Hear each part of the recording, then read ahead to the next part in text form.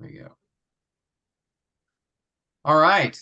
Well, last time we met a couple weeks ago, we started our journey in the next genre. So it's exciting to start looking at Hebrew poetry in particular. Of course, the poetry is all over the Bible, but the influence and impact of Hebrew poetry is quite significant. We talked about last time, I think, if I remember correctly, somewhere close to maybe even a third of the Bible, or 25 to 30% of the Bible contains poetry. And so it's a significant part of Scripture, and something that I find pretty interesting because, um, knowing that the Bible is God breathed, right? That the divine author behind it, and for him to choose poetry as one of the means to bring us biblical truth really shows the artistry, the creativity of the Lord in doing that. And it's interesting as well, David, King David even recognized that the Lord spoke through him in these poems. In fact, let me just show you real quickly a statement he made in First Samuel, or sorry, Second Samuel. I think it was 23. Yeah. Notice what David says here. Mm. These are the last words of David. David, the son of Jesse, declares, the man who was raised on high declares, the anointed of the God of Jacob and the sweet psalmist of Israel. Interesting description. And then notice what he says. The Spirit of the Lord, of Yahweh, spoke by me, and his word was on my tongue. And then he expresses a psalm right after that, which in fact is really much of Psalm 18. It's also Mm. found here in 2 Samuel 23. But it's interesting to note, David identifying himself as the psalmist of Israel and how he recognized that his words were not ordinary words, but were actually inspired by the Spirit of God. And so here we see evidence of inspiration way back to the Old Testament from David himself. Uh, and so these Psalms, the poems that were written by him and by others, of course, that we find in the Psalms and Proverbs, Ecclesiastes, Job, the prophets, all these poetic expressions find their root in the heart of God himself. So that's to me very interesting and encouraging, showing the creativity of the Lord and even the fact that he wants us um, to not only, think and ponder in our minds, but also consider the emotional effect of the truths of Scripture. And so in poetry, it is a way to present biblical truth in a way that also moves the emotions.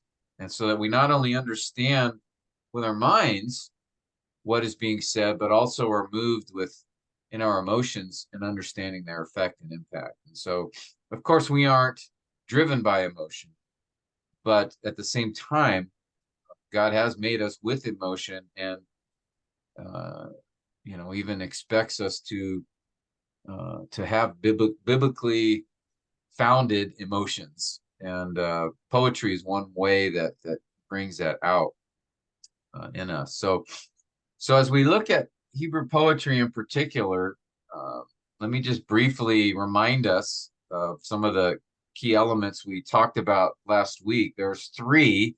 We find three typical characteristics of Hebrew poetry, and they are as follows. We mentioned terseness, or that is brevity. Hebrew poetry is noted by sort of these more brief, succinct, short statements. There is structure in Hebrew poetry, stanzas, which represent the units of thought within a poem, parallelism, which we're going to talk about tonight, and acrostics. These are some intentional structures that the poets place upon their poems. And then finally, imagery. Uh, Poetry, this is probably the most common significant feature in Hebrew poetry, and that is the imagery that is given to us through their pictures.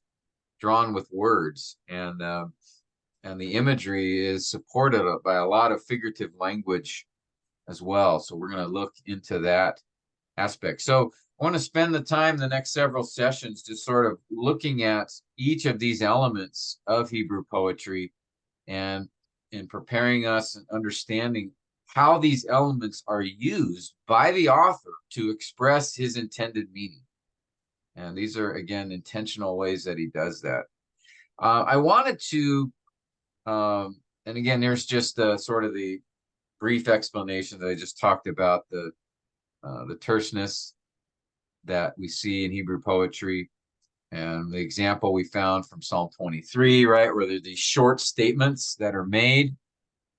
In these, notice in this psalm in particular, they're given in 2 or 3 lines, and there's a structural component to that I want to talk about, known as parallelism. Parallelism is a very common form in Hebrew poetry, and it's just really the basic idea that the within each verse there's an intended connection by the author between the lines within that verse. And as I just noted, typically most verses in Hebrew poetry are couplets, that is two lines per verse. But there we also have and this is also known as bicola. These are the fancy terms. I'm just mentioning because you might see it sometime when you're looking at a commentary, but bicola, right? We have the word bi, which means 2. So bicola or couplets, 2 lines per verse. We also have, there are verses that are tricola, which are 3 lines per verse. And we see that here in Psalm 23. The 3rd verse is 3 lines. Now, there are also more than that, more than 3 lines at times. I call those Coca-Cola. But that's just,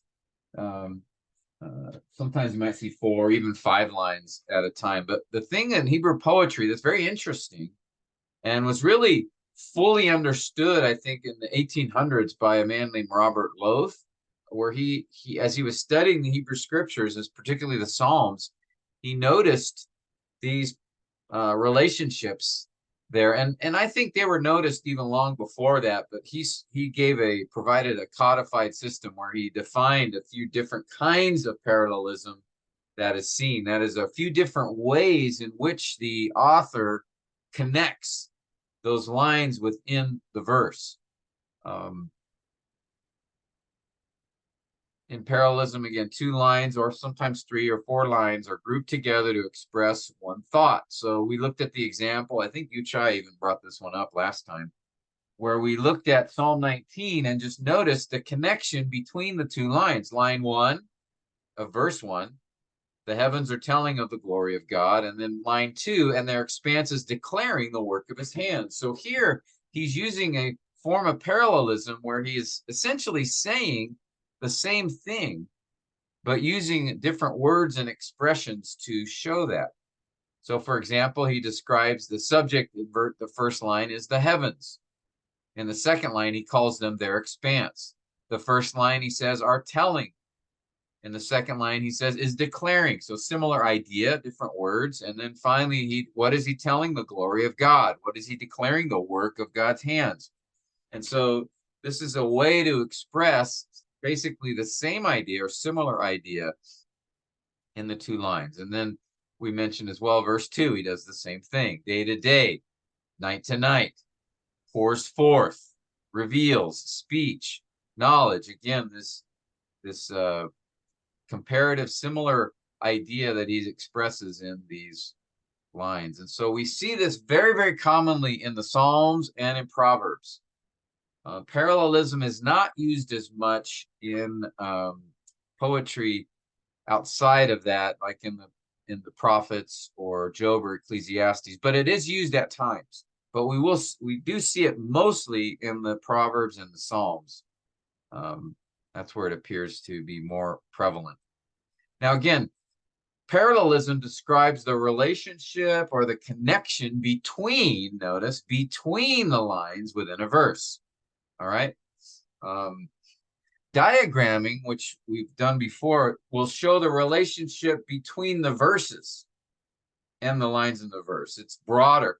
Parallelism focuses on each verse itself and the connection within that.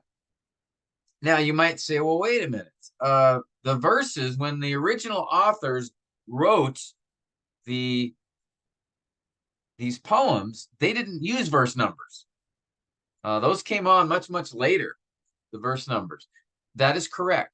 However, as we will see when we go through later the structure of the poem, particularly acrostics, we can actually see, though, that the verses that we now have, the numbering system, even though they weren't there before, I think that idea of these groupings in verses was there. And I'll show you that a little later when we cover acrostics, that there is an intentionality that the authors did write with 2 lines or 3 lines that were meant to be together, and then the next 2 or 3 lines. So they may not have put verse numbers in, but they certainly wrote their poems with that idea in mind of multiple lines connected together, which may have actually produced this idea of verses and structuring it that way. But so we do have within Hebrew poetry the relationship between the lines within a verse. Now, there are essentially 3 distinct kinds or types of parallelism that we find in Hebrew poetry: synonymous, contrastive, developmental. We're going to go into those in great detail, look at some examples in a moment. These are the 3 general, most common types of parallelism. Now, as Bible scholars like to do, others came along and identified a whole bunch of kinds of parallelism, made it very complicated.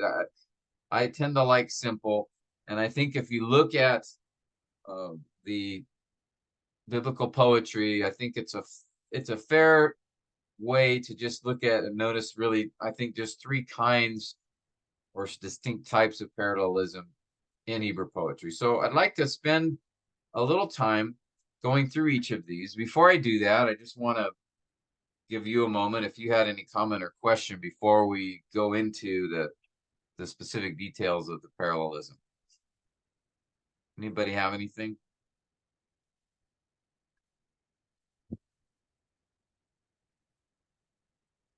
Okay. Now, you might be saying, okay, before we get started in this, you may have a thought of, well, what, this sounds a little technical. I mean, I thought poetry was supposed to be emotional, creative, artistic. Why are you talking about structure and parallel? This sounds like an academic thing. Well, again, first, this was an intentional practice by many of the poets that did this. And so they did it on purpose. They did it with an intent, and they did it to help us better understand what it is they were saying. And so I'll show you as we go through some examples. I think you'll see that they help by using parallelism and understanding parallelism. We gain insight into what the author is trying to communicate and how he wanted to communicate that. So hopefully I'll make that more clear as we go forward. So let's talk about the synonymous parallelism. This is one I think people are most familiar with. We just saw examples of it from Psalm 19. But basically, synonymous parallelism is that idea: synonyms, similar. So the second line repeats or is similar to the first line. So here's a couple examples. Proverbs 16:18. Pride goes before destruction, a haughty spirit before stumbling. Notice the parallels here. Pride, the synonyms. A haughty spirit goes before, and then he says before, and then pride goes before destruction, and then the second line he says stumbling. So notice the parallelism, synonymous parallelism is not just the use of synonyms, similar words that mean something similarly, but also the structure, the grammatical structure is parallel. Can you see that? Pride, subject, goes before, verb, destruction, object.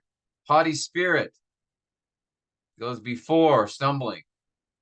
All right, so it's a similar way that it's presented, not just in the idea of the words, the synonyms that are used, but also even the way that it's expressed. Psalm 19, we already talked about this. Day to day is the subject, and then pours forth, speech. Pours forth is the verbal idea. Speech is the object. And then notice a similar statement in the second line. Night to night is the subject. Now, night is not the same as day, but it is a time of day, right? It's describing day to day, night to night. So it's a similar idea. Reveals is synonymous with pours forth. Another way expresses the same idea in another way. Knowledge and speech, those go together as well. So again, notice the words have similar ideas, and also the way it's expressed grammatically is parallel. So these are examples of synonymous parallelism, where line B, or the second line, is similar to or repeats or is equal to line A in terms of the idea. All right, makes sense? Okay. Another, I just mentioned here the grammatical form. Another type of parallelism, again, one I think we're familiar with, is called contrastive. Contrastive, or the fancy guys, the smart guys, will use more fancy terms like antithetical, but that one doesn't help me. Contrastive, okay, I get that. Contrastive parallelism, where the second line contrasts the first. That is opposite to, is in maybe opposition to. So I have here line B does not equal A. In synonymous parallelism, line B equals A. The second line repeats the first. In contrastive, the second line contrasts the first. Okay, so the house of the wicked will be destroyed, but the tent of the upright will flourish. So notice two opposite things are said here. Notice we do have the same kind of grammatical structure, by the way, but the words are not synonymous with each other. They're contrastive. So we have the house of the wicked contrasting the tent of the upright. Will be. All right, now that's the same as will, the second line. And then destroy. The house of the wicked will be destroyed, but notice the contrast. The tent of the upright will flourish. All right, so here we have two parallel lines where they are connected in the form of a contrast. All right, now often the word but will be used in to show that contrast. All right, and you'll see that a lot like in Proverbs. Very, very common to see the word but. But notice though, however, it doesn't have to be there as long as the ideas contrast. You may not see the word but all of the time. Notice Proverbs 10:16. The wages of the righteous is life, the income of the wicked, punishment. So notice again the contrast. The wages, we could say, yeah, the wages here, similar to the income. But notice here's the contrast. Of the righteous is contrasting of the wicked. And then we have is life. Here we don't have the word is in the second line, but it's implied. And then life, that's the predicate adjective here, or nominative here, the noun. And then in the second line, it's punishment. All right, so notice again, very similar structure, parallel nature. In this case, there's a contrast. The contrast is between the wages of the righteous and the income of the wicked. One is life, the other is punishment. Okay? Questions on that? I think that's pretty straightforward, hopefully. Makes sense. So these are the two, I think, simpler forms to see. Synonymous parallelism, where the first and second lines go together. They're synonymous. They repeat each other. But contrastive is the second line contrasts the first. But again, the structure, the grammatical structure is the same. Now, things get a little more complicated in this third category called developmental. Developmental. And here I just had it as A plus B, not B equals A or B doesn't equal A, but this idea of one line develops the other line. That is, one line provides further information that is connected to the other line, but the way it's connected is a little different. And there's three types of developmental parallelism. One is just where the one line adds to the other. We call that expansion or addition. Okay? Proverbs 14:10. The heart knows its own bitterness, and a stranger does not share its joy. So notice the second line is adding more information to the first. It's developing the first. Now, it doesn't have the same, he didn't say here, the soul understands its sorrow, okay? If he had said this, we would have had synonymous parallelism, right? The heart, the soul, knows, understands its own bitterness, its sorrow. Okay, that would have been synonymous parallelism. All right? Or if he had said, so this would have been synonymous. Okay? Notice synonyms being used, similar structure. Or if he had said, if the second line was, the soul does not comprehend its joy. Okay, this doesn't make any sense, all right? This is not a biblical truth. I'm just putting an example here to show you what a contrastive parallelism would have looked like, all right? Where we would have had the soul again, similar subject, but here the opposite idea. Rather than knows, does not comprehend, or joy would be the opposite of bitterness, okay? But that's not what the verse says. So it wasn't synonymous, it wasn't contrastive, it was a different idea. Notice the structure is different in this case. All right, a stranger is not the same as a heart, and knows is not the same as does not share. And joy is different than bitterness. Okay, so here, and notice the translators added the word "and" here to show that the second line is adding information to the first. It's giving us more details, more understanding. Okay, so this is one form of developmental. We call it expansion or addition. All right, questions on that?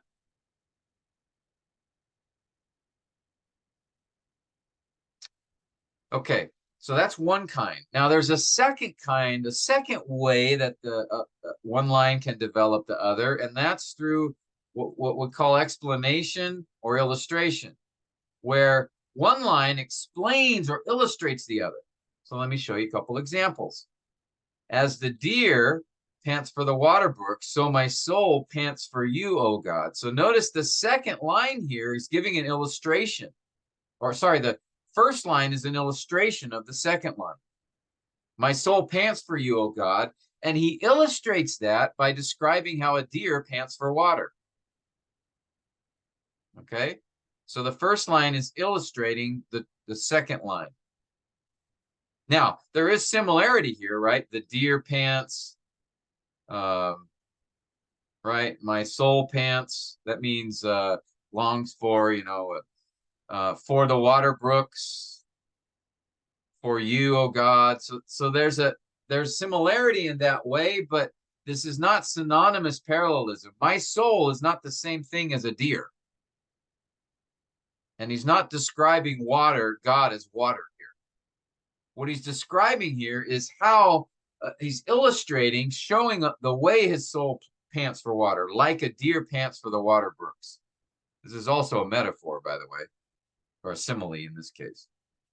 All right, let me show you another example. The refining pot is for silver, and the furnace for gold, but the Lord tests the hearts. So here, yes, we see the word but this is not contrastive parallelism, because notice the structure of the second line isn't similar to the first. He doesn't say, but the bronze is for, sorry, but the fire is for bronze. Okay, that would have been a contrastive parallelism, but he didn't say that. He says something differently. He says the Lord tests the hearts. That's the statement he's making. And the first line just illustrates that. Okay? He gives the illustration that a refining pot's for silver, a furnace for gold, and then he gives the truth, the Lord tests the hearts. So that's the statement he's making. The first line just illustrates that, gives a picture of it, right? Right? When you heat up silver or gold, how the dirt, right? The dross comes to the top of that, and you clean it off. That's how the gold or silver is purified, right? By the heat. Well, here, in the same way, the Lord tests the heart. So God, as he tests us, he's refining us, is the idea. Okay?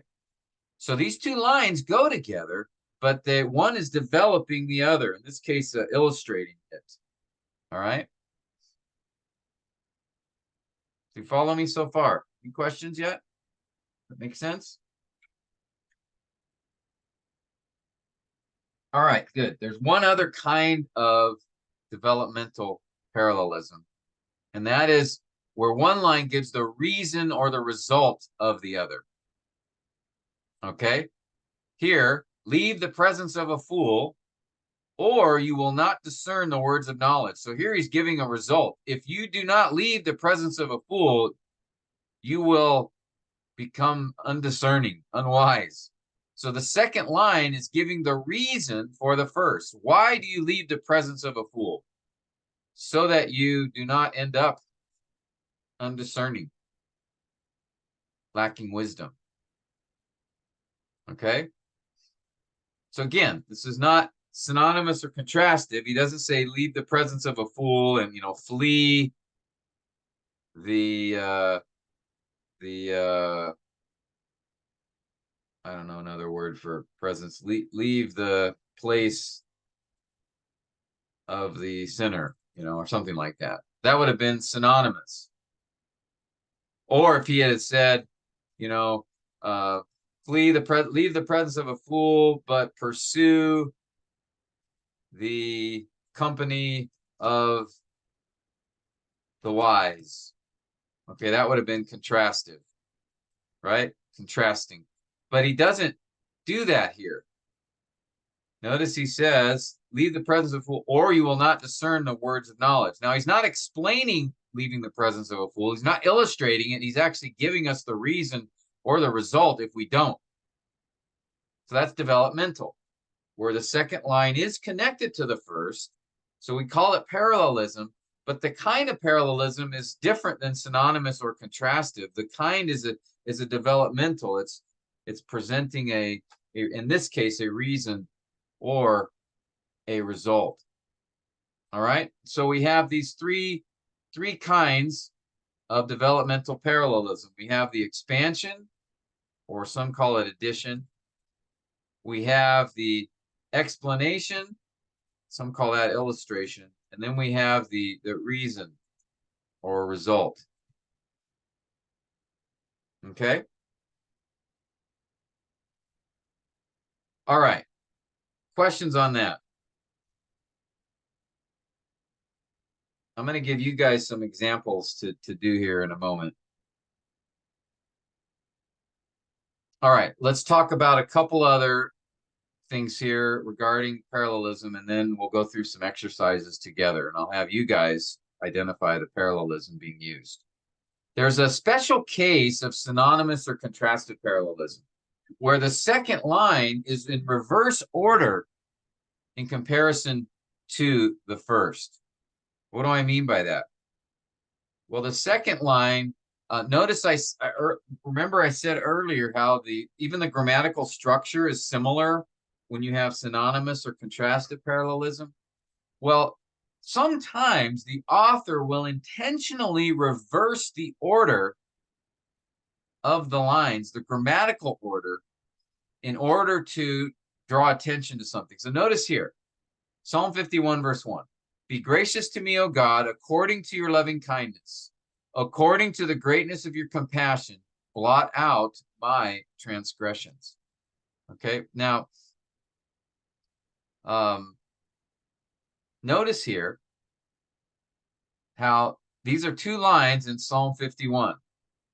All right, I've broken them out into 4 lines because I want to show you how David intentionally reverses the order. Here's how the verse appears in the text. Okay.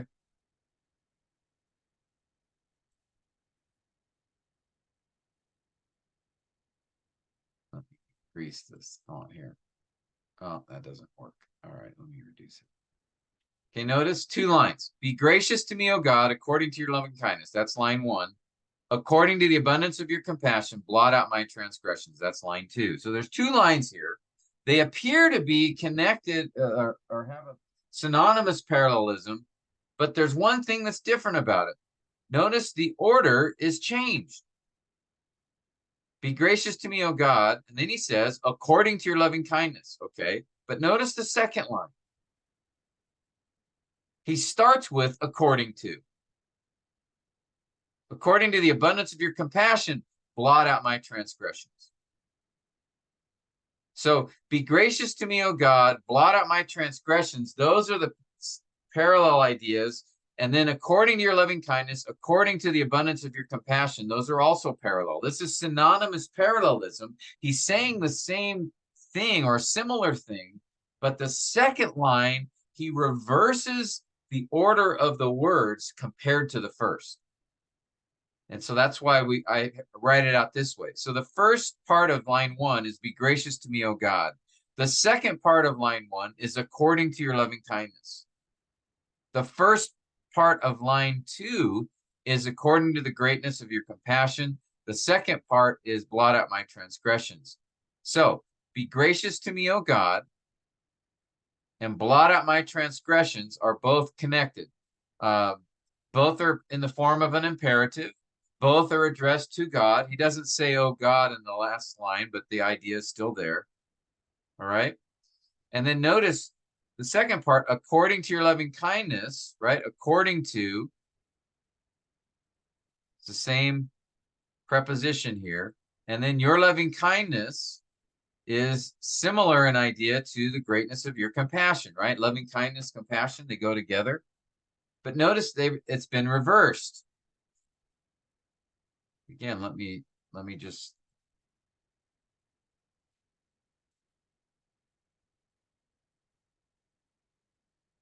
put this up here. Okay, this is how the line was written.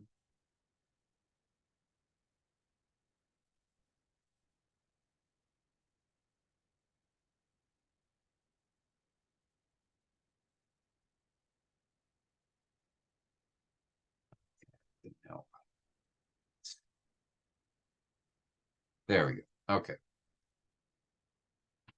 All right. So this is how the line appears. Line 1, line 2. But again, as I said, line 2 is written, the order of the wording is reversed. Now, he did this on purpose. How do I know that? Because we see this type of thing quite often. Now, it's called a chiasm because the Greek letter chi or chi, some refer to it as, looks like an X. And that's sort of the idea here, where we have this pattern of kind of this X pattern where one line cuts across the other. And it focuses us on the center. What is at the center? According to your loving kindness and according to the greatness of your compassion. So a chiasm is meant to draw our attention to the words that are reversed. It's meant to draw our attention to how one line ends, according to your loving kindness, and then how the second line begins. So David here is giving emphasis or drawing attention to God's loving kindness and compassion. Now, a little later, probably next time we meet, we'll go through Psalm 51 together. We might have time today, I don't know. But you'll see that actually David uses chiasms quite often in Psalm 51.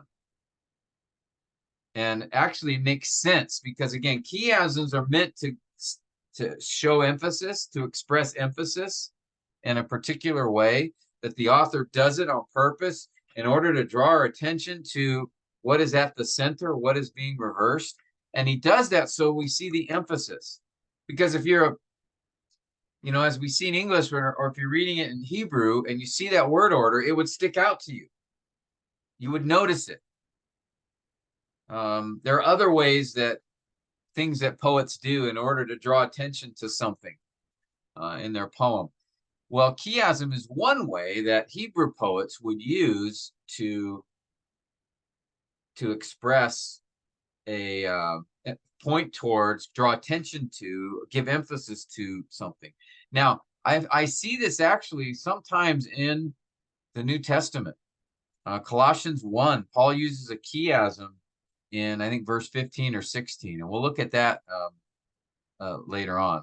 But there are some examples, even in the New Testament, of this, where, again, a chiasm being used in poetry. Now, you may hear the word chiasm used in a broader sense, like in a narrative of a book or something, where, certain stories are connected to each other. One story near the beginning and another story near the end, and then stories in the middle. And so there are also potentially ways that authors' books will use this idea of a chiasm in forming the stories within a book.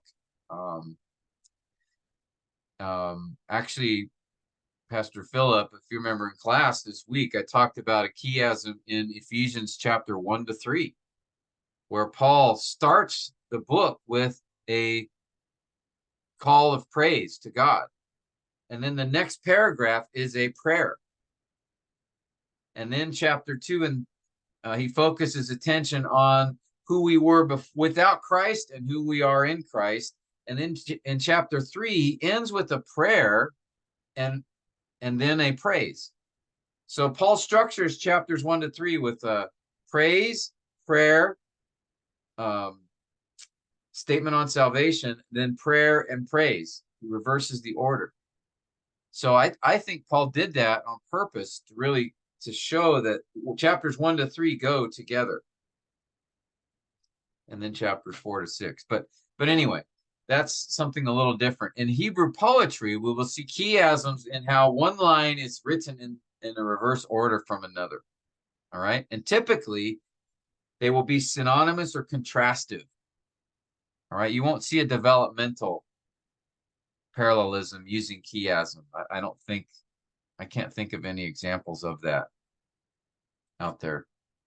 Because, again, remember, in synonymous and contrastive parallelism, the grammatical structure of the lines is similar. And so you reverse the second line compared to the first, you reverse it grammatically, and that's what draws attention to the emphasis. All right? We'll look at a few examples. If it doesn't make sense, hopefully they'll help you to make sense of it. And again, the reason the authors do this is, again, to provide emphasis, focal point on what they want to draw the most attention to. Okay? All right, so chiasm isn't necessarily a separate kind of parallelism. It's just a special case of synonymous or contrastive parallelism. And then finally, sometimes when we're looking at Hebrew poetry, we can't tell what the type of parallelism is. It may not be there. So some have called it formal or miscellaneous parallelism, but that is that we don't know the the relationship between the two lines. And so so we would call that unknown. But most of the time, when parallelism's used, you can identify what kind it is, either synonymous, characteristic, contrastive, or developmental. But every so often, it's hard to see. So we call it unknown. Formal is the way some describe it. Okay? All right. Now, I want to give you guys opportunity now to practice what we've been learning here. And I'm going to ask you guys to, each of you individually, I'm going to ask you to read the verse and then see if you can identify the type of parallelism being used in the passage. Okay? So, let me start with Shilong. Go ahead, read Proverbs 16:18 here, and then tell us what kind of parallelism do you see here?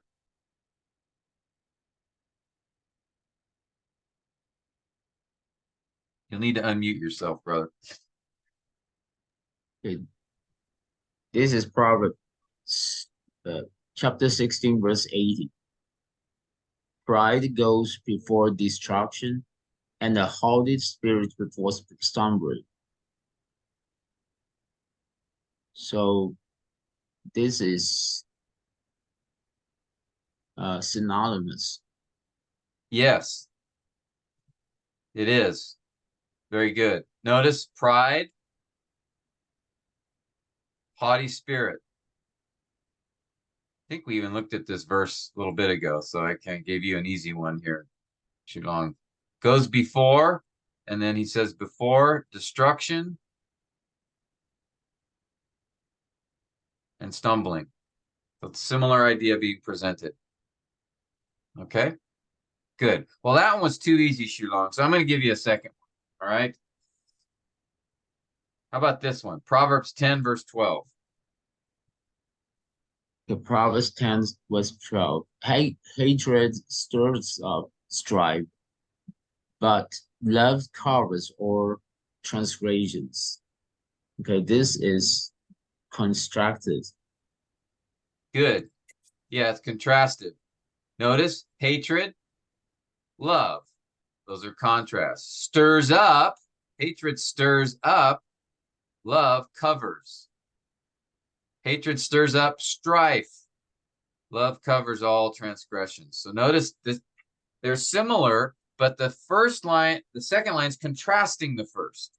This is what hatred does, but this is what love does. All right. And then, of course, we have the word but that kind of helps guide us a little bit as well. All right. Any questions on these first two, guys?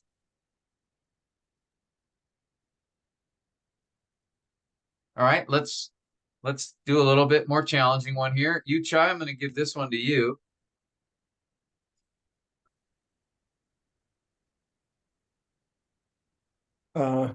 He who troubles his own house will inherit wind, and the foolish will be servant to the wise-hearted. I would say it's developmental parallelism. Yes. Where the second line expand or adds on to the meaning of the first. Yes, good. Notice, oh, sorry, go ahead. You want to make more comment? No, I wanted to say earlier, Pastor Tim, if you go back to the example, the Proverbs that Shulang read, the earlier one, the contrastive and the synonymous. Yeah, what I found is, I'm not sure, I don't think it's personification, but pride is described as something that is able to move around. So I don't think I'm not sure what's the word, that it is not personification, that pride is described as something that can move, or hatred is described as something that can stir, can make some actions. I mean, these are all pride, hatred, and haughty spirit are actually inanimate. They are not human. Yeah. I'm not sure how to describe that, but Yeah, that's that how would the be works. personification. Personification is to give a human quality or action to something that's inanimate or not alive. Yeah. Okay. So So that's yeah, personification. Yeah. personification. So yeah, we're going to talk about. You're going to love figures of speech when we're done. We're going to talk about all the different kinds of figures of speech that we see. But yes, personification is one that is commonly Okay. used. And, you know, like let the trees of the forest clap their hands, right? Yeah. Trees don't have hands, they don't clap. So that, but Yeah. that's a human characteristic being ascribed or given to a tree. So that's called personification, to personify something, to make it like a person.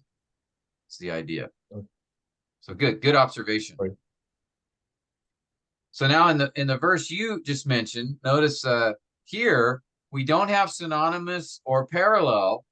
Synonymous or contrastive, right? Because then it would have been something like, he who troubles his own house, you know, and he who causes strife to his family will gain nothing, or something like that.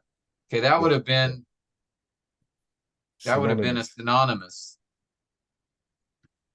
Okay, or if he had said, he who brings peace will, you know, gain reward. I don't know, something like that. That would be contrasted. Okay, but notice here, he says, and, which again is just the, you know, the translator guiding us a little bit. And the foolish will be servant to the wise-hearted. He's adding a second piece of information. Now, he who troubles his own house and the foolish is probably connected together. But what the result is different. Okay. Now, we could say perhaps this is synonymous. You know, if we say that he who troubles his own house and the foolish will inherit, will be servant to, I mean, one may, you know, could try to make a case here, but I don't think it's that clear. I don't think these are direct synonyms with each other. So I think developmental is a more accurate description here. And again, expansion, it's adding to. The second line is adding information to the first. Okay. Any questions on this one, guys?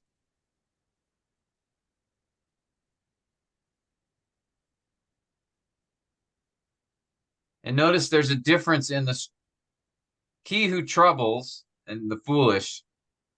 Could be, again, the same, but it's expressed a little differently. So I think developmental makes the most sense. All right. Okay. You try, let me give you a second one.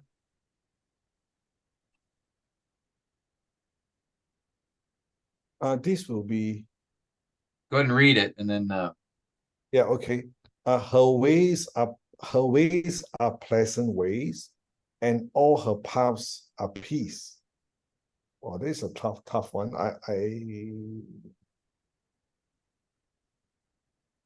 I think it's probably, I don't know, more probably synonymous or developmental. Why do you say that? Well, because if I were to go the path of the developmental, then the second line expand the idea of not just pleasantness but peace.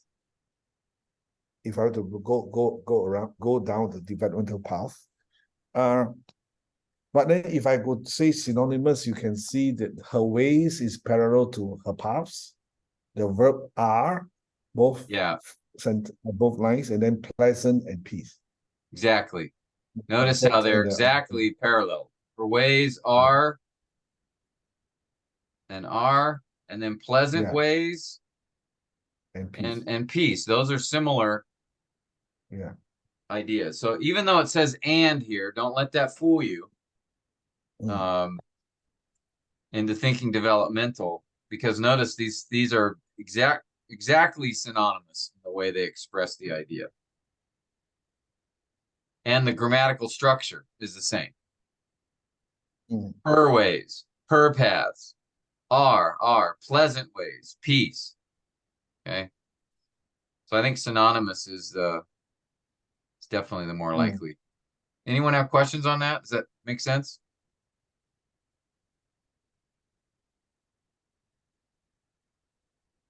Now, if it had said something like, her ways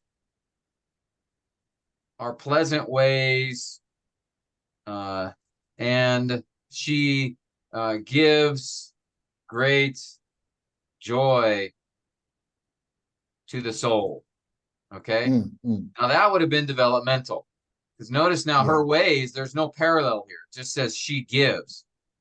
Her ways are, right? So she is the subject in the next one, and gives is the verbal idea, and then great joy is the object. And then notice he adds to the soul here. Okay? So this would have been an example of a developmental. But I think because of the way it's structured is almost exactly the same. I think synonymous makes the most sense. All right. Okay. Fu Wei, your turn. Proverbs 13, verse 3. Proverbs chapter 13, verse 3.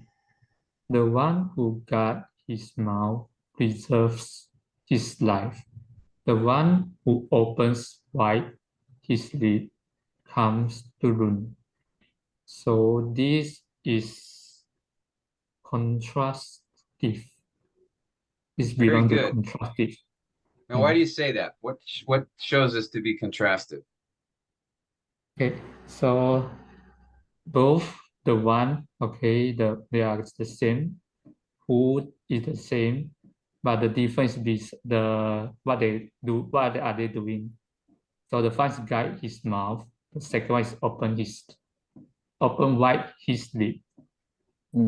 Yes, good. So that's a similar idea. It's talking about, the guy's mouth, but one is who guards his mouth, the other who opens wide his lips. So even though mouth and lips are synonymous, there's a contrast. One is guarding, the other is opening. All right, good. What else? Okay, so their consequence is different. Good. So the first one, he preserves his life. Now the second one, he comes to the end, the ruin. Excellent. Great job. You're exactly right. So notice again how the connection, their structures the same. There are synonymous ideas. The one, his mouth, his lips. But then there's a contrast between the one who guards and the one who opens. And the result, as Fu Wei just said very well, the results are opposite. Okay? So this is definitely contrastive. And notice there was no but in the front. There could have been, but the Hebrew text did not have the conjunction there, but the idea is clearly contrastive. Okay, Fu Wei, great job. Let me give you one that's a little bit tougher. About Proverbs 14:17. Okay. Proverbs chapter 14, verse 17. A quick-tempered man at foolishly, and a man of evil device is hate. Ooh. I think this is belong to development. Yes, it is developmental. What kind do you think? What's the second line doing in relationship to the first line?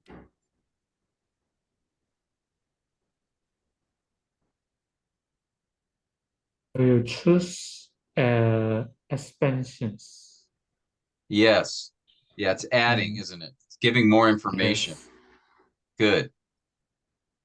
Yeah, now notice here, we do have a quick-tempered man, a man of evil devices. Now that's similar. You might think, oh, synonymous. But notice what's after that. We have a quick-tempered man acts foolishly. Okay?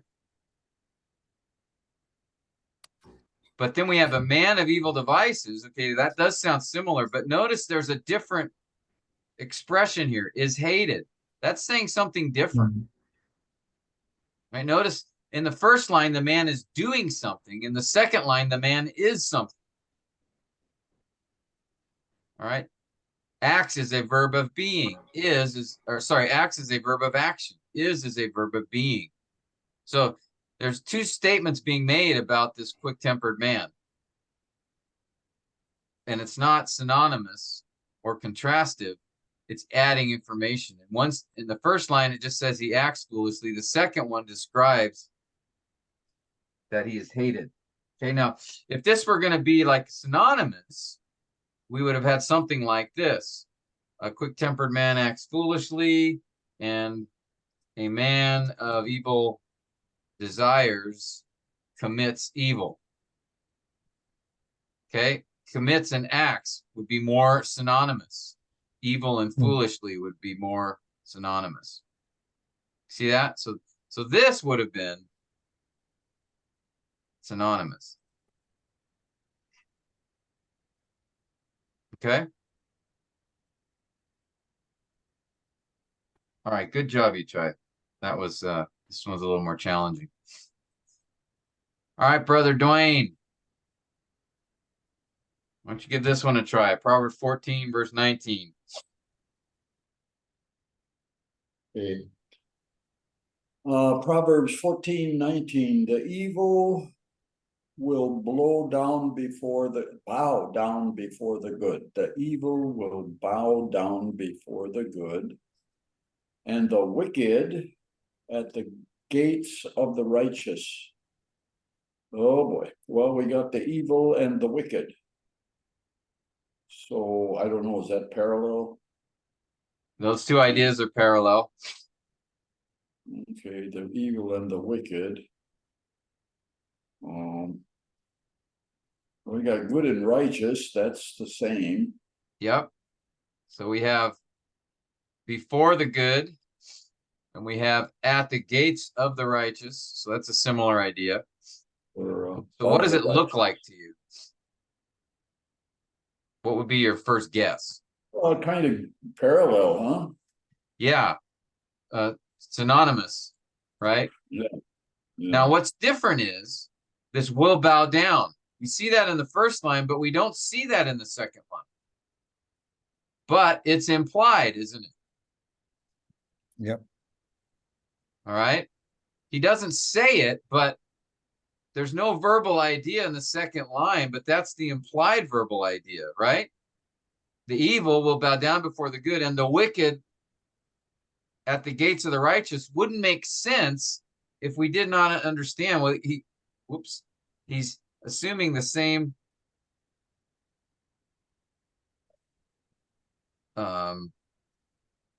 verbal idea here. Now, this is an example of, remember I told you earlier, Hebrew poetry, one of the characteristics is terseness. It makes things short.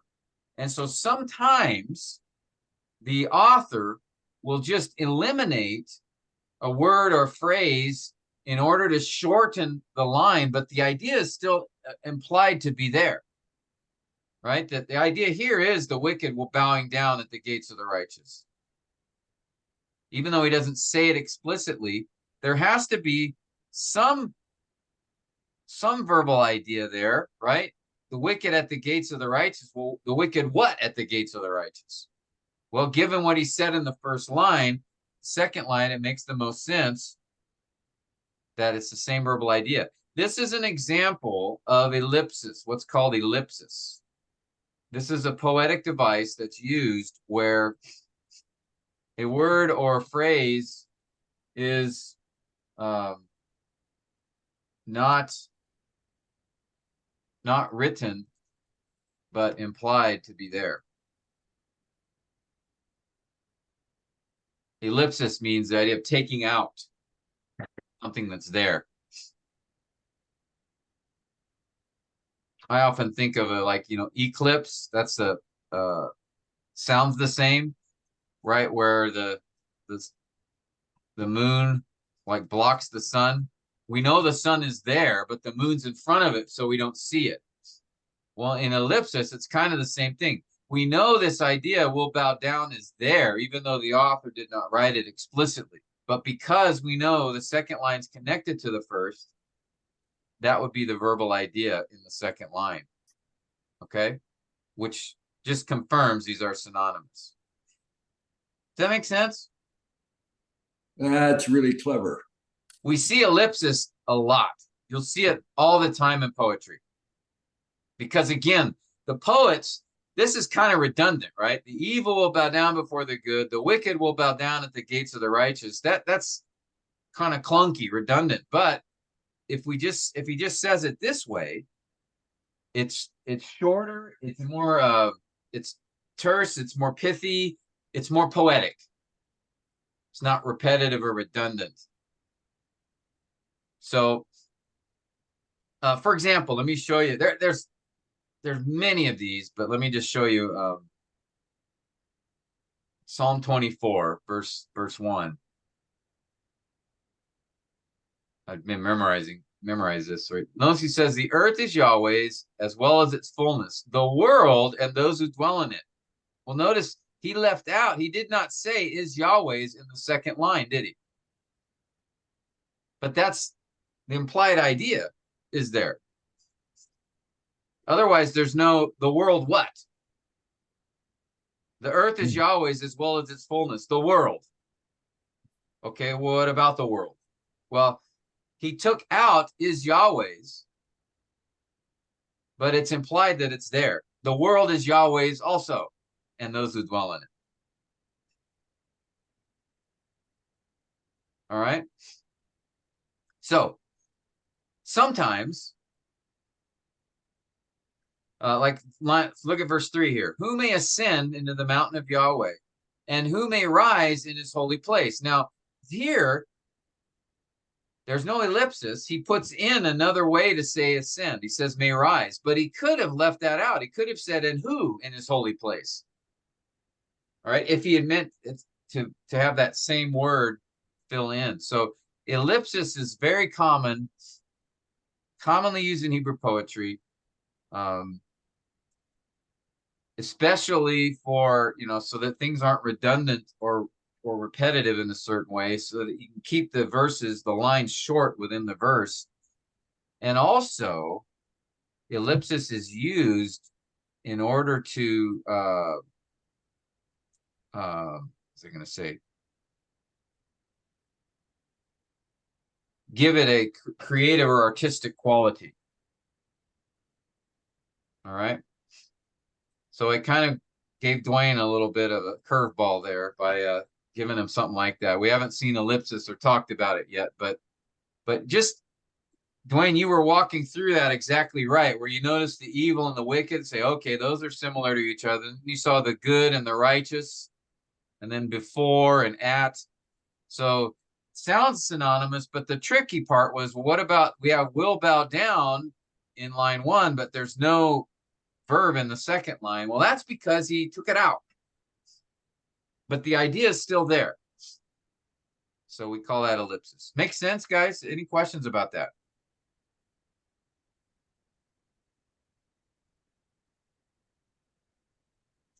All right, Dwayne, let me give you a second one. Oh, no, that was good. Let's just leave it at that. That was nice. Okay.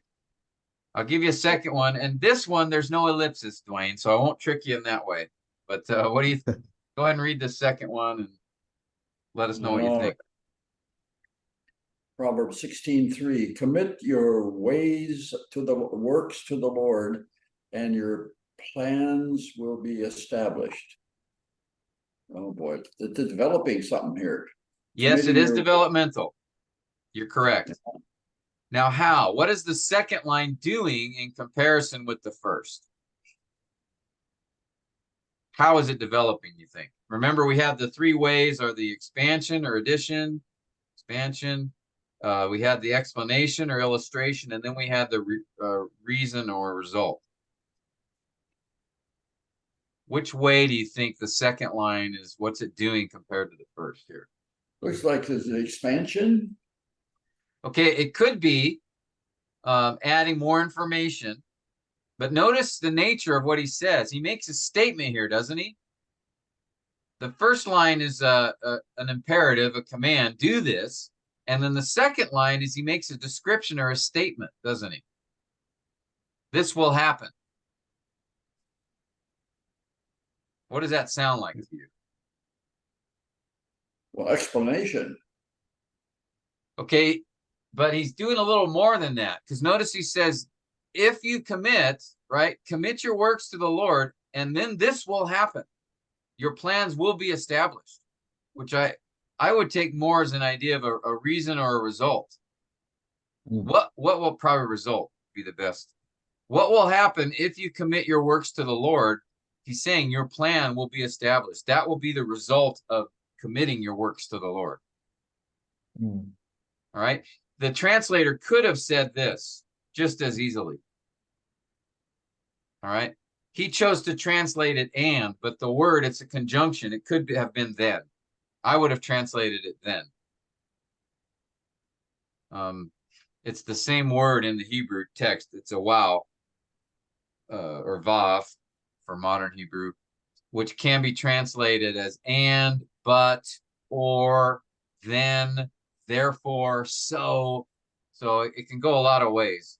But I think because he's describing a result here, your plans will be established. This will happen. Based upon the first line, which was in a command of something to do. So if you do this, then your plans will be established. At least that's how I take it.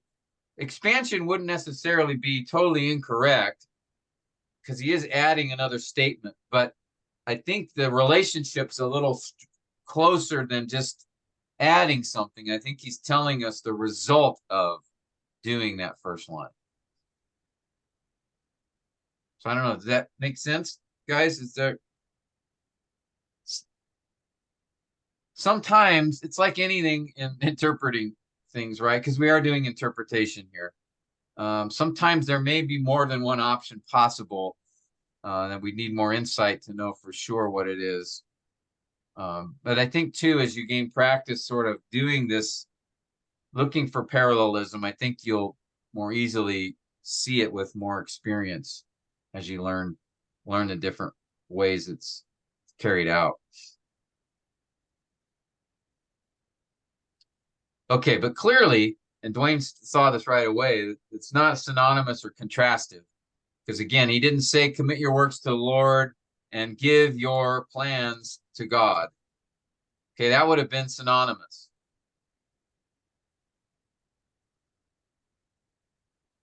Right? Notice commit, command, give, command. But here he doesn't give a command. He makes a statement, will be. And your plans will be established. That's a statement, not command. Okay, but this, the first line, is a command. So if he had said in the second line, give your plans to God, that would be another command that would have been synonymous. That's not what he did here. Okay. Questions, guys? Pastor Tim, in reading things like Proverbs 16:3 and I guess Proverbs in general, should we take the view that these are the wise saying, but this is not the promise or the guarantee from God?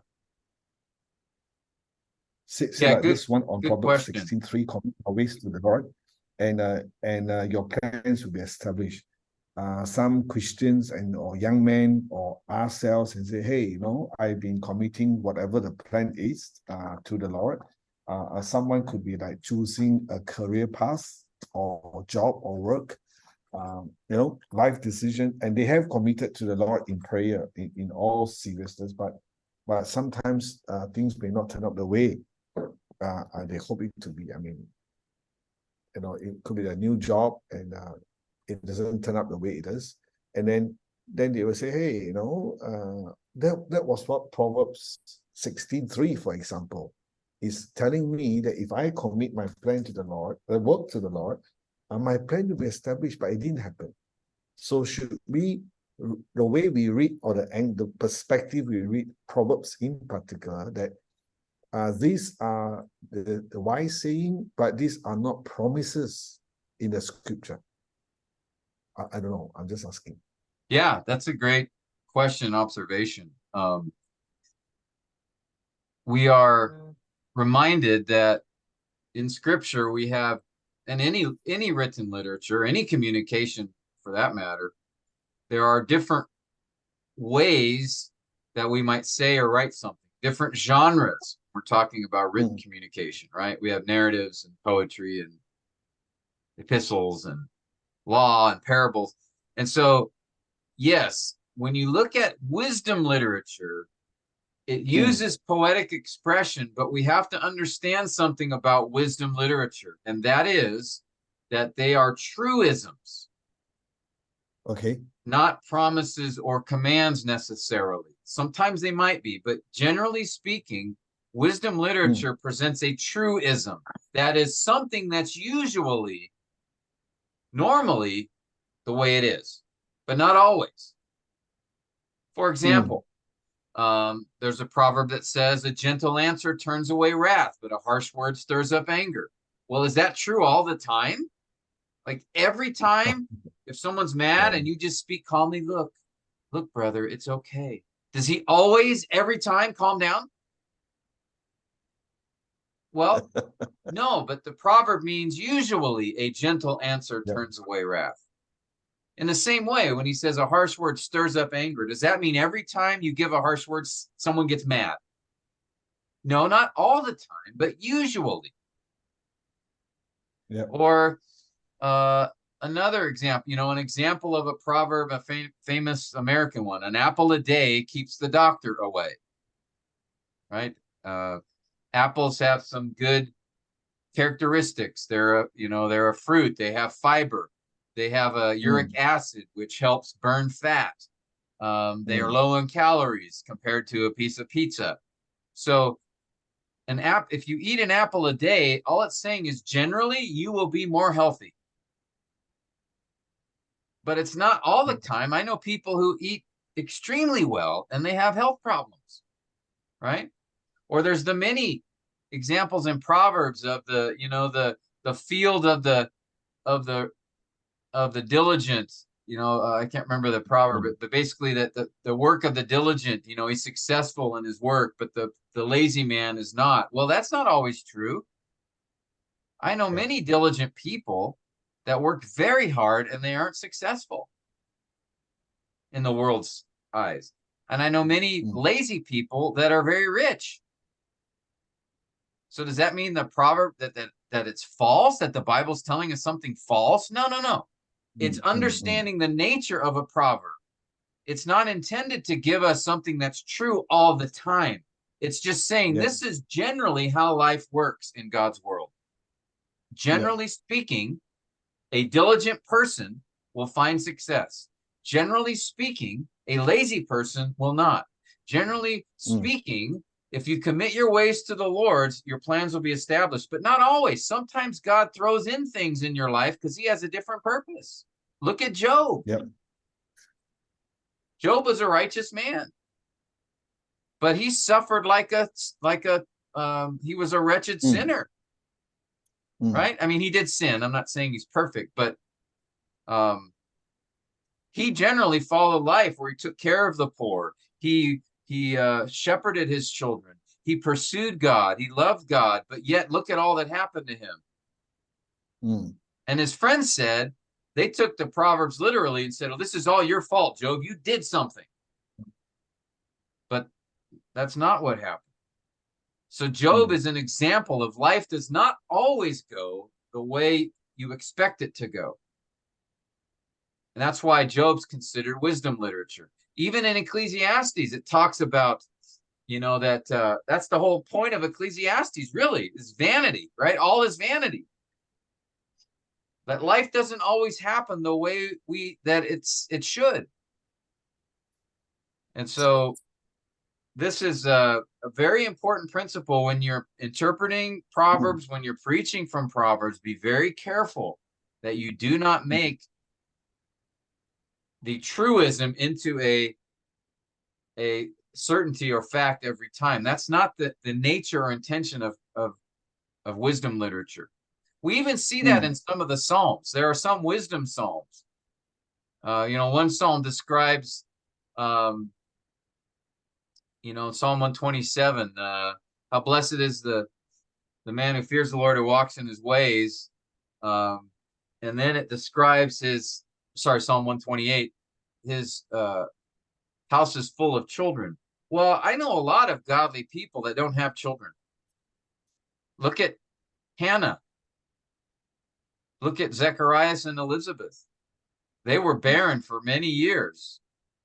Is that because they were sinful? It was consequences of their sin? No, we know in their case, God waited and provided them children at a later time. So we have to be careful. We don't make exact correlation when we're looking at Proverbs. It's wisdom literature. It's like in poetry, we have figures of speech, right? You talked about pride acting like a person going before destruction. Well, pride is not a person. Or we'll have some psalms that describe God having wings or eyes or hands. Well, he doesn't. Well, how do we know then? Well, that the Bible is not, how do we know the Bible's not stating an error there? Wait a minute, God doesn't have wings. Well, it's because we know that the poem is using figurative language. That's the nature of poetry. So it's not saying literally that God has wings, but there's something about God that it's like he has wings. So with the Proverbs, again, it's a form of literature that presents something as a truism, not as a promise or a command always.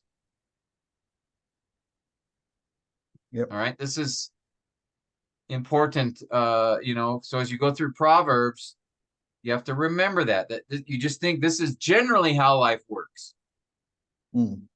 But not always. Yep. You guys follow me?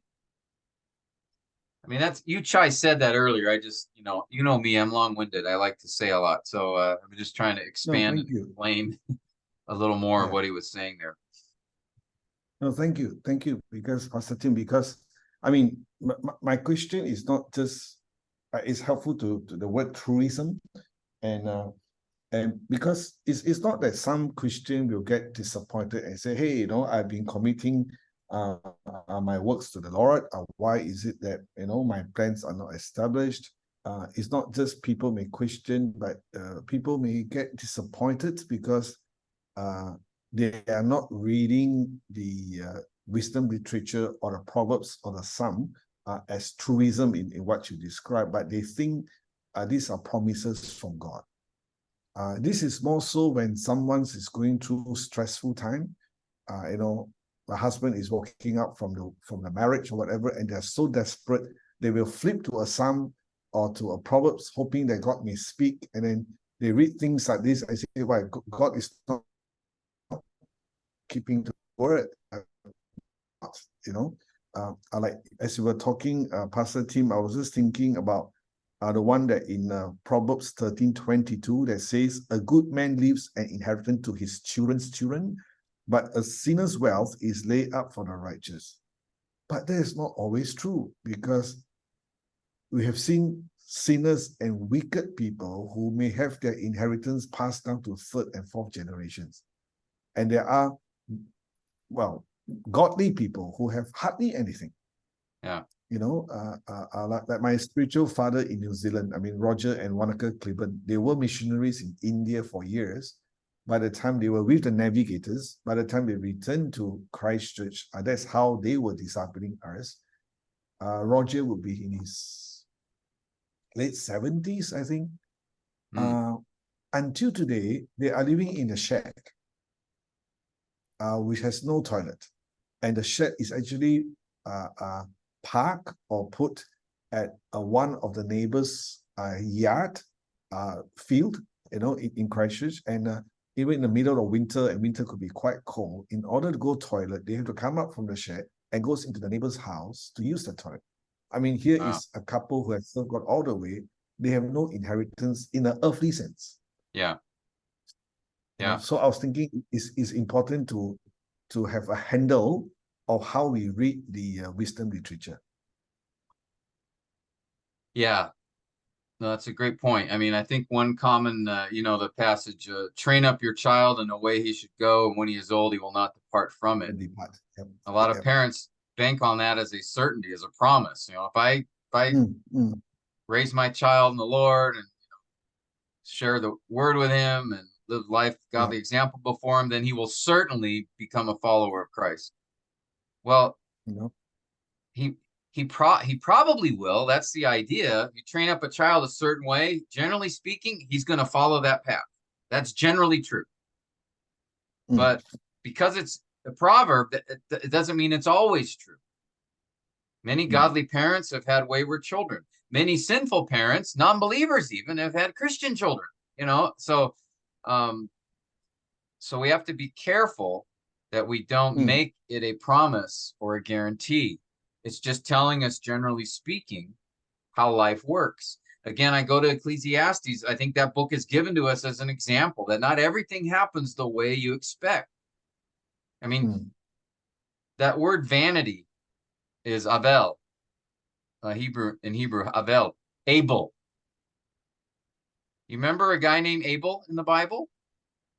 Yeah. Right? He was the godly brother. He was the righteous brother. He was the brother whose, sacrifices were pleasing to God. But Cain's were not. Right? God rejected his sacrifice, and Cain ends up murdering his brother, right? And yet, so Abel's the one that should have been successful and thriving and blessed, right? He ends up being murdered. And so I wonder, I don't know for sure if this is true, but I think a case could be made, that Solomon, as he writes Ecclesiastes, Abel, right? The greatest illustration of vanity, in life is Abel. Not that Abel was vain. I'm sure, he's probably with the Lord, right? His sacrifices were pleasing to God, but just how life turned out for him is not how we would expect it. And Cain's the one, his life is spared. And in the whole narrative, in Genesis 4, the only words we hear are from Cain. The only thing Abel says is that his blood spoke from the ground. Abel, who's the righteous guy, doesn't even have any dialogue in that story. He's just this good man who was murdered by his own brother out of jealousy. So it's like you listen to that story and go, wait a minute, that makes no sense. And that's the point. It doesn't make sense.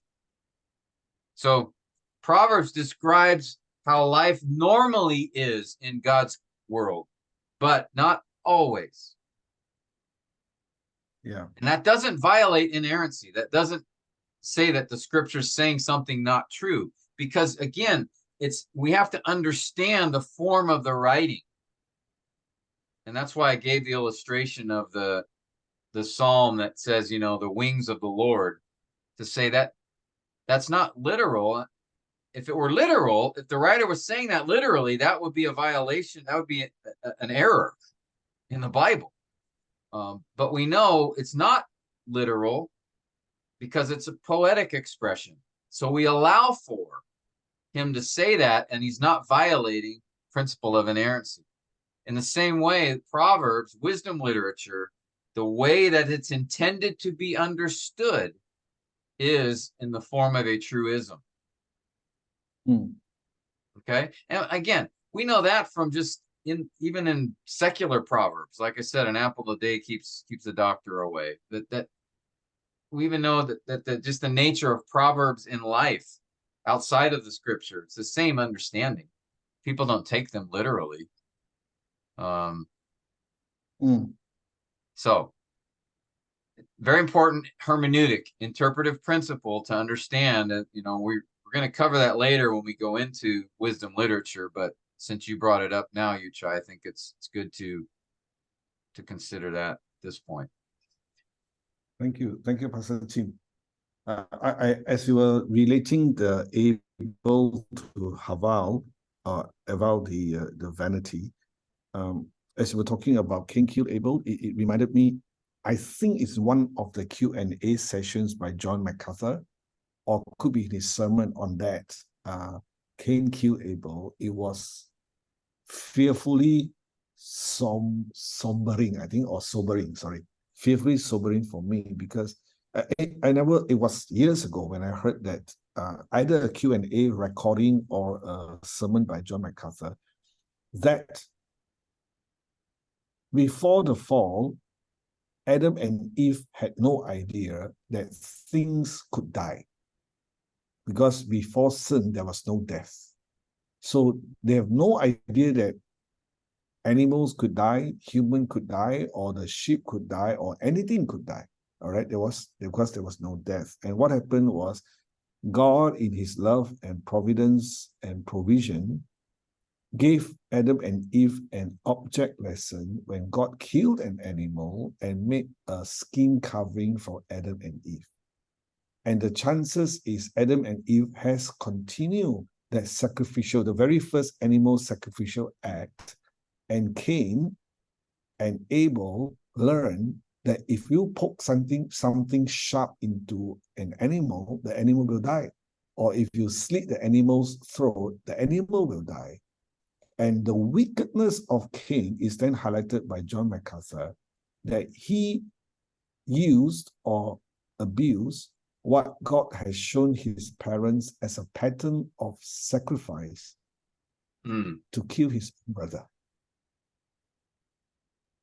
And that is very sobering, fearfully, because and let's think about it more, it is only we human that we invent weapons to kill each other. Yeah. Including the nuclear bombs or whatever, right? I mean, or machine guns, we don't see a cat inventing a something sharp that the cat will shoot at another cat and kill the other cat. And that is just very scary and sobering, I think. Yeah, and for it to happen, so, the first two brothers that are on earth. Yeah. So, yeah, I think, like I said, by opening Ecclesiastes that way, I just wonder if Solomon, is kind of drawing a connection to Abel or not. It's no, for sure. We know at least the word means vanity, vaporous, that word Avel, but perhaps came from Abel, just that idea. He's the expression of it. But in any case, just again, an important reminder that, when interpreting scripture, you have to understand the way the author is presenting the truth. Just like in narratives, we talked about it's descriptive, not prescriptive. So we have to be careful. We don't make everything in a story a command for us to do, or that because the characters in the story did it, we have to do it too. That's not the nature of narratives. Now, epistles, they are direct. They are direct instruction. Sermons in scripture, direct instruction. But this is something to keep in mind. Now, there are proverbs that do make declarations and statements that should be taken as direct, and we'll see a few examples of that as we go forward. But why don't we just close our time here? We'll do some more examples of parallelism next week, and then what I'd like you to do is read Psalm 51 through, and I think we'll try to go through that if we have time next week and look at the parallelism. There's a very interesting psalm. I know we are familiar with it, David's confession of repentance for what he did with Bathsheba and Uriah, but the way in which he expresses himself in that psalm, the parallelism really shows some interesting features from that psalm. So hopefully we can get to that. So if you can, remember to read through that psalm a few times, just to remind yourself of it. And then as you go through it, see if you can figure out the parallelism being used as you go through that psalm. Okay? Well, I guess we lost Brother Philip earlier. They were having internet problems when I was there, so unfortunately, he was got cut off. But all right, any last questions or comments before I let you guys go for tonight?